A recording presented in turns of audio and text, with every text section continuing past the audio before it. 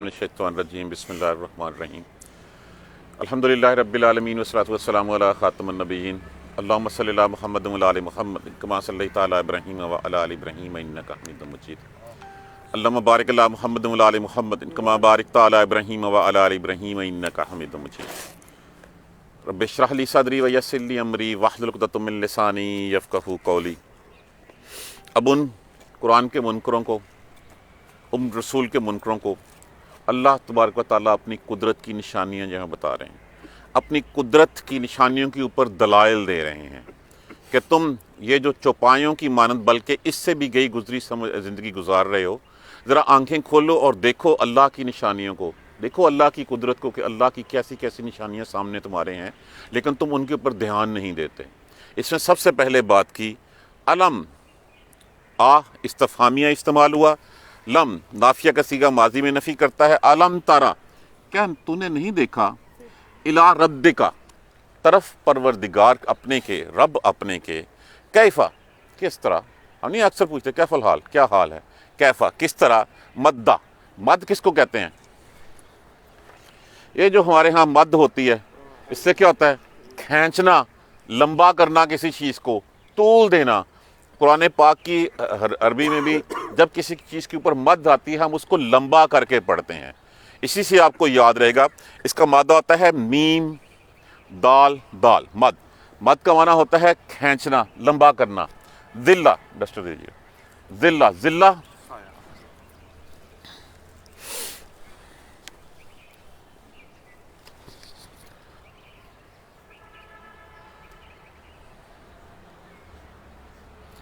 ज़ोएल लाम लाम, साया, कौन सा साया, ये जो इस वक्त का साया है इसको जिल्ला साया कहते हैं।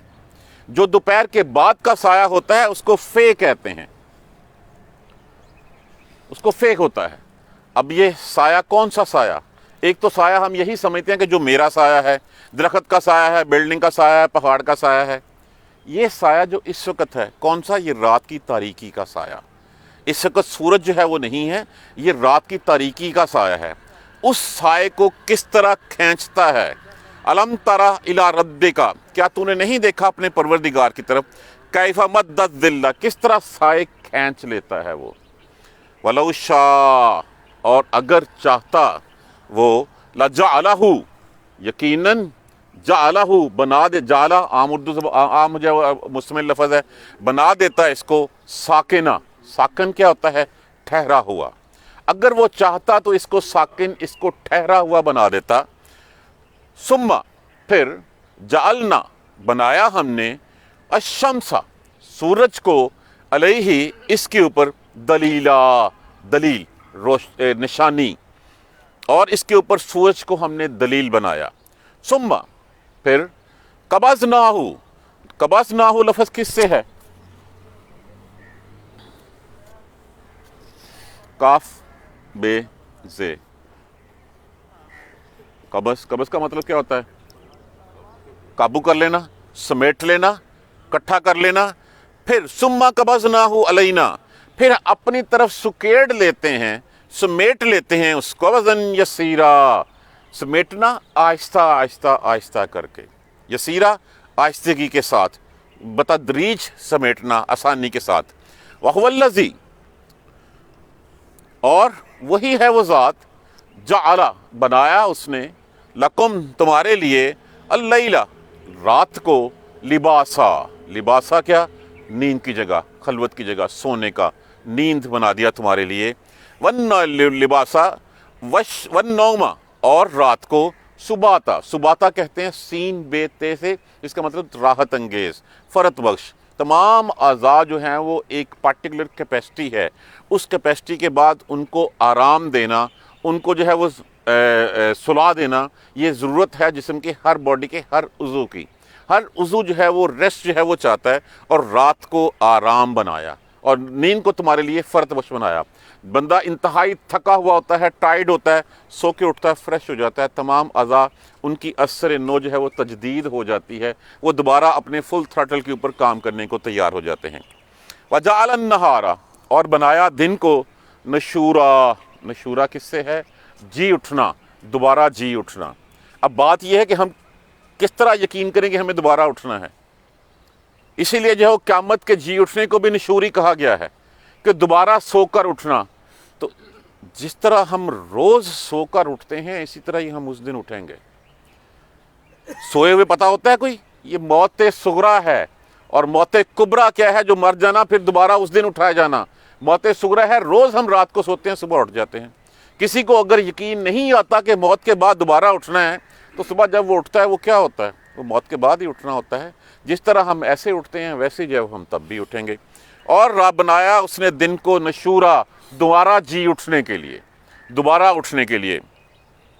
وَهُوَ الَّذِي، اور وہی ہے وہ ذات، ارسلہ، ارسال کی، بھیجی جس نے، الریاح، ریاح کس کی جمع ہے؟ ریح کی جمع ہے۔ ریح کہتے ہیں ہوا کو، ریاح اس کی جو ہے وہ جمع ہے۔ اب ان دونوں میں دیکھیے ہواؤں میں بھی فرق ہے۔ ایک ہوا قرآن پاک میں جہاں پہ بھی ریاح کا لفظ استعمال ہوا ہے یہ سارے کا سارا خوشخبریوں والی ہواؤں کے لیے استعمال ہوا ہے۔ جہاں بھی ریح کا لفظ استعمال ہوا ہے یہ ہمیشہ جو ہے وہ عذاب والی ہوا کے طور پہ جو ہے وہ استعمال ہوا ہے۔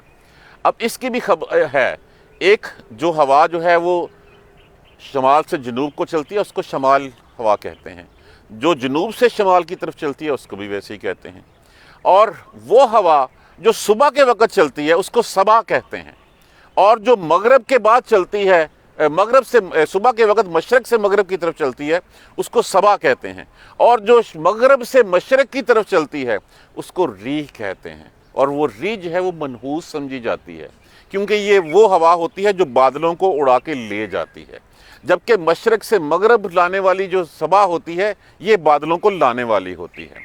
تو لوگ جتنے بھی عذاب آئے وہ سارے کے سارے عذاب میں اللہ تبارک و تعالیٰ نے ریح کا لفظ استعمال ہوا ہے۔ ریح یعنی کہ جو تمہارے لیے تباہی لاتی رہی ہے، جتنی بھی آئی ہیں تباہیوں والی ہوائیں، عذاب آئے ہیں، وہ سارے کے سارے اس مغرب سے مشرق کی طرف چلے تھے۔ بشرن، اب یہاں پہ ریاح کا معنی جو ہے وہ جہاں بھی اللہ نے ریاح کا لفظ استعمال کیا یہ رحمت والی بارش ہے۔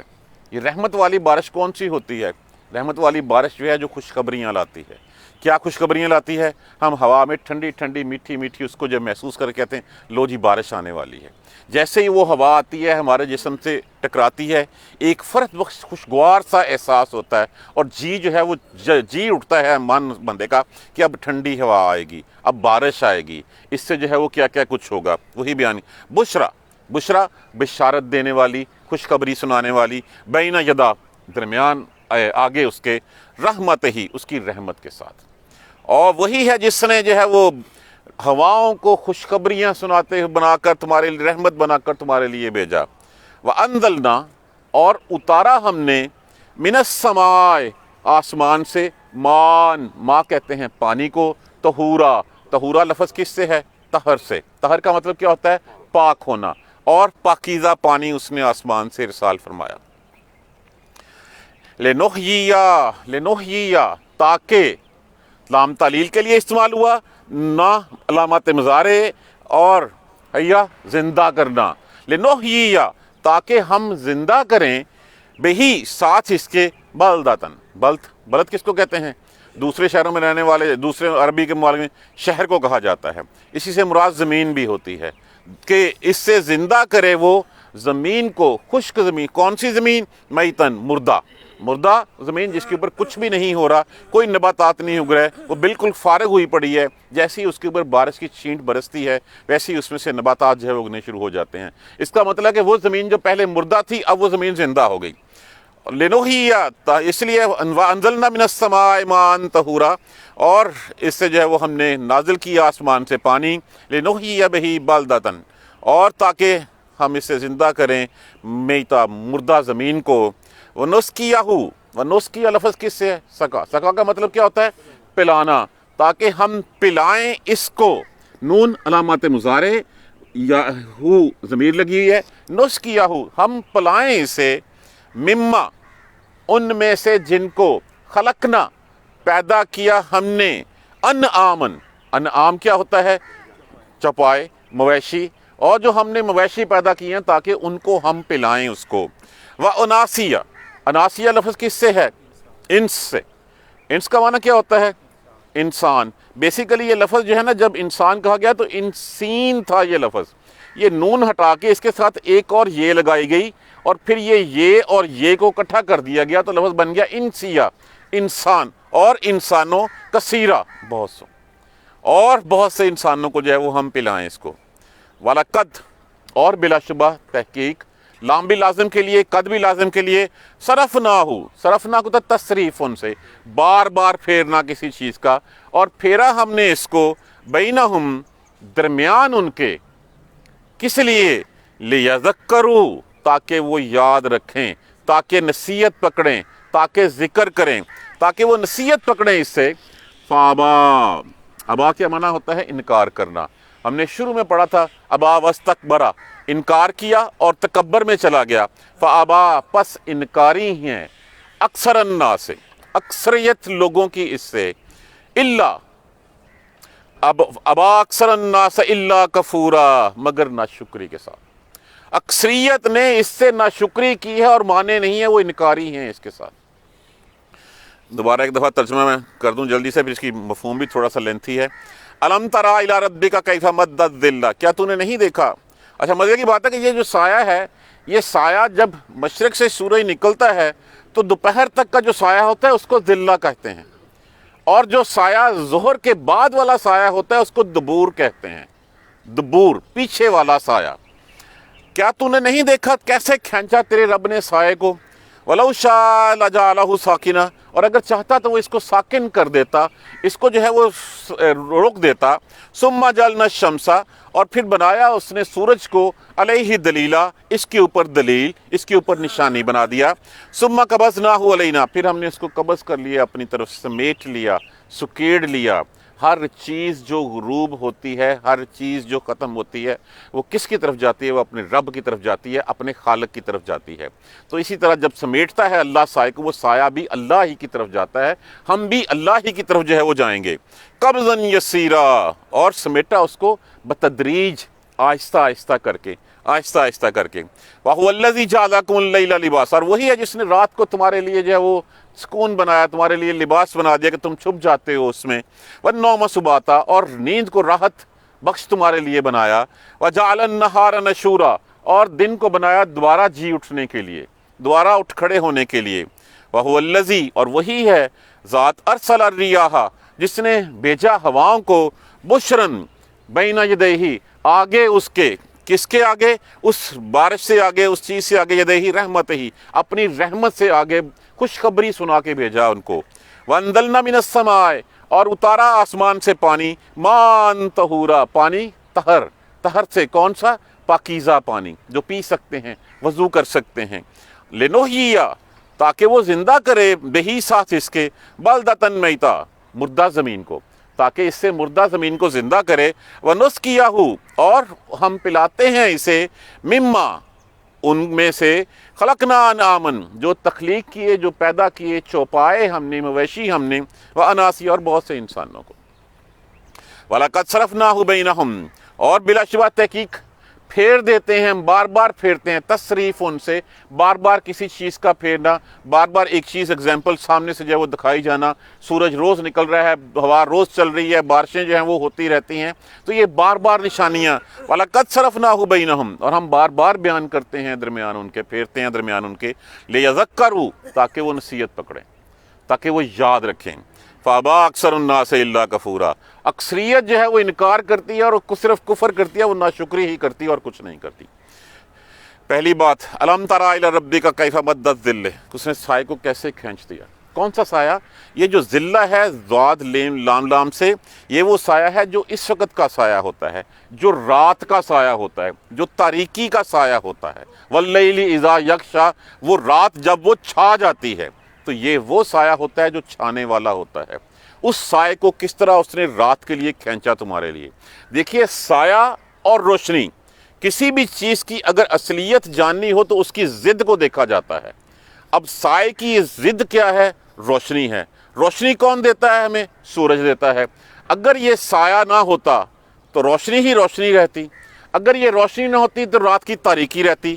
اللہ نے رات کی تاریکی کو کس طرح کھینچا؟ آگے فرمایا وَلَوْ شَاءَ جَعَلَهُ سَاكِنًا، اگر وہ چاہتا تو اس کو ساکن کر دیتا، اگر رہتی رات تو پھر کیا کرتے؟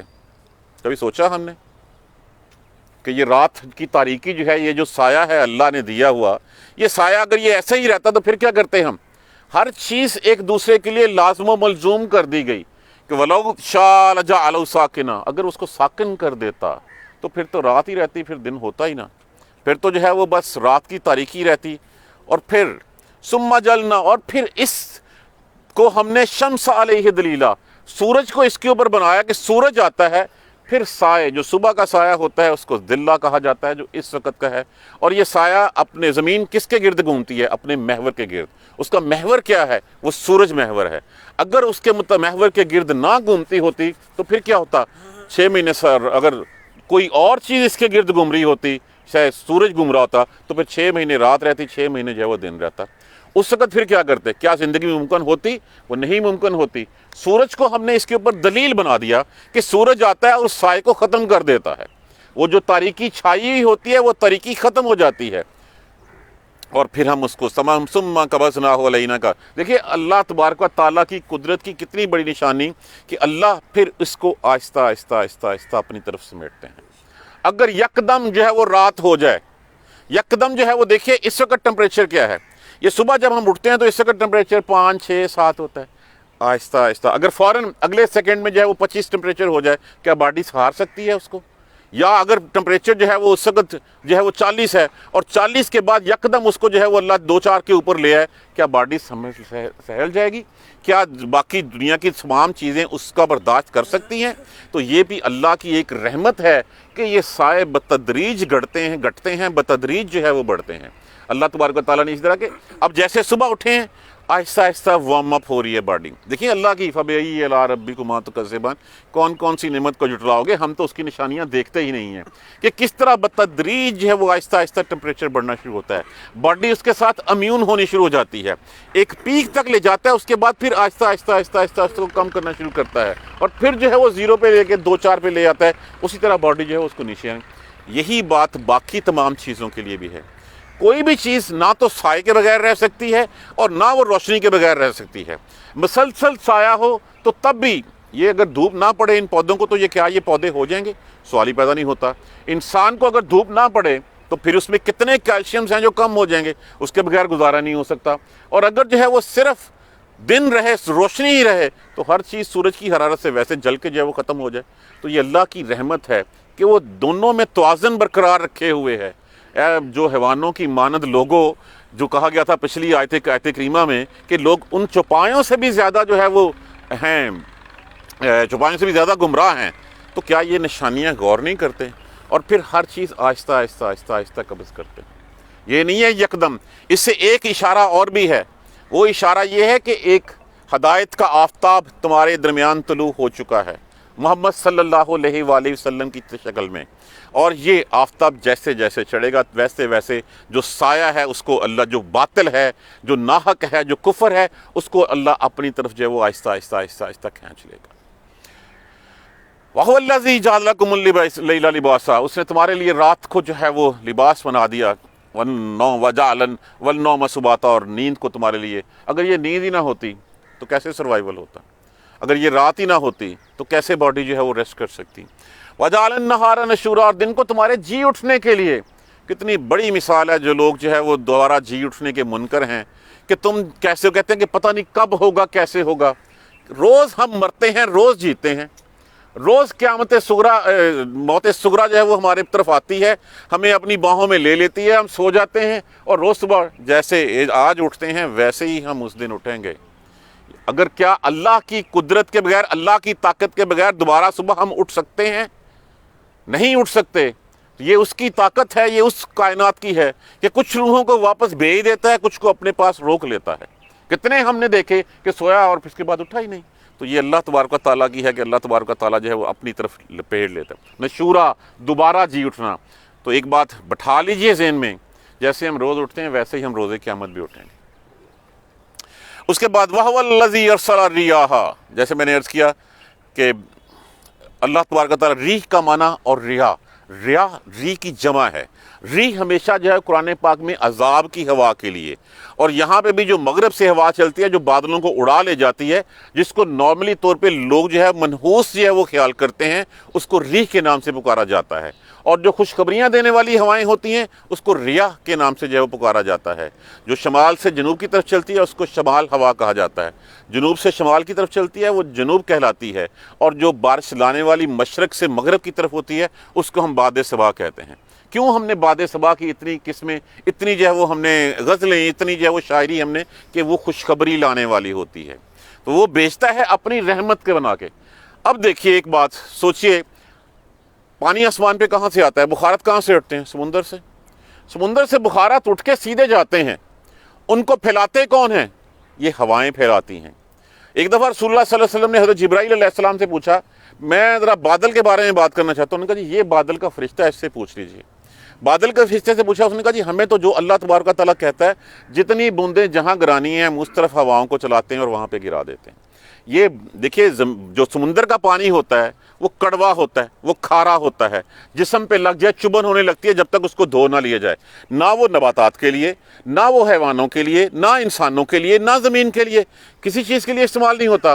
بخارات کی شکل میں اٹھتا ہے، ہوا اس کو فلٹرائزیشن کرتی ہے، اس کو فلٹر کرتی ہے، فلٹر کر کے اس میں سے ایک تو پانی فلٹرائزیشن ہو جاتا ہے، اس کے بعد جب ہوا اوپر سے بارش برساتی ہے تو آپ کی جتنی یہ فضا ہے، یہ ایئر پولوشن ساری ختم ہوتی ہے۔ ایک پولوشن اس پانی کی ختم ہوئی جب وہ اٹھا کے اوپر لے کے گئی، اس کے بعد جب اوپر سے نیچے آئی تو پھر یہ فلٹریشن جو آج بھی ہم کہتے ہیں یہ جو سموگ ہے یا جو فوگ ہے، یہ جب تک نہیں ختم ہوگی جب تک کہ اوپر سے بارش نہیں برسے گی۔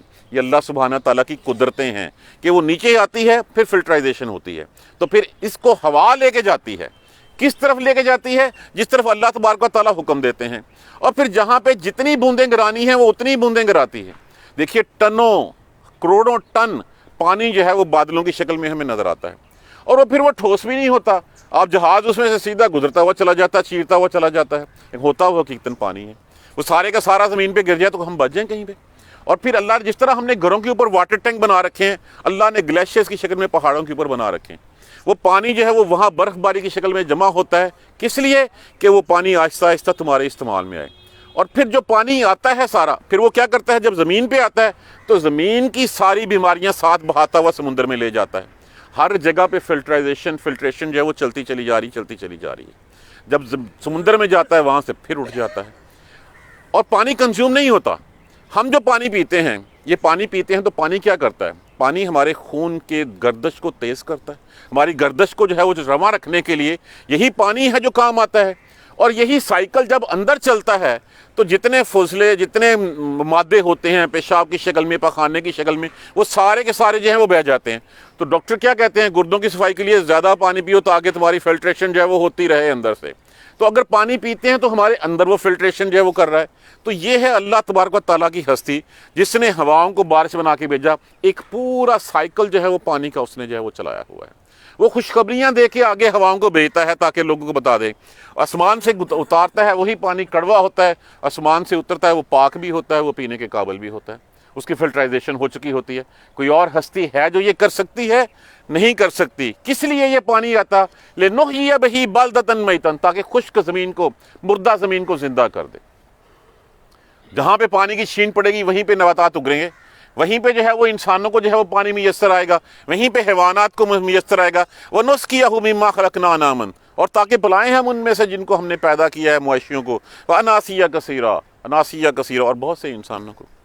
وَلَقَدْ صَرَفْنَاهُ بَيْنَا، ہم یہ بار بار پھیرتے ہیں، بار بار بیان کرتے ہیں، تصریف ان سے بار بار بیان کرتے ہیں، بار بار تمہارے ساتھ۔ روز ہم صبح اٹھتے ہیں، یہ سایہ بڑھ رہا ہے، یہ سایہ جو ہے وہ زمین چونکہ یہاں ایک حد تک بڑھتا ہے، جیسے جو ہے وہ ڈلنا شروع ہوتا ہے، وہ مرکز سے دور ہوتا ہے، سائے لمبے ہونے شروع ہو جاتے ہیں۔ اور یہ سائے سارے ہی سائے، اب اس میں سے کوئی بھی سایہ لے لیں، پہاڑ کا، درخت کا، اگر سائے نہ ہوں تب بھی زندگی نہیں ہے، اور اگر سائے صرف سائے ہوں تب بھی، یہ سب کچھ ہم بار بار تمہارے سامنے بیان کرتے ہیں۔ کس لیے بیان کرتے ہیں؟ لَيَذَكَّرُوا، تاکہ تم سبق سیکھو، تب اس سے نصیحت پکڑو۔ اکثریت ناشکری کے علاوہ اور کچھ نہیں کرتے۔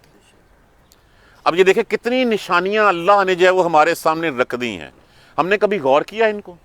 اگر ہم ان کے اوپر غور ہی نہیں کریں گے تو پھر اس کا مطلب ہم تو ویسے ہی زندگی گزار رہے ہیں جیسے ایک حیوان گزارتا ہے، بلکہ کہا گیا اس سے بھی بدتر حیوان تو پھر اپنے چرواہے کی گڈریے کی آواز کے اوپر جو ہے جیسے ہی وہ کیں کیں کرتا ہے اس کے پیچھے چل پڑتا ہے کہ اس کو کھانا ملنا ہوتا ہے۔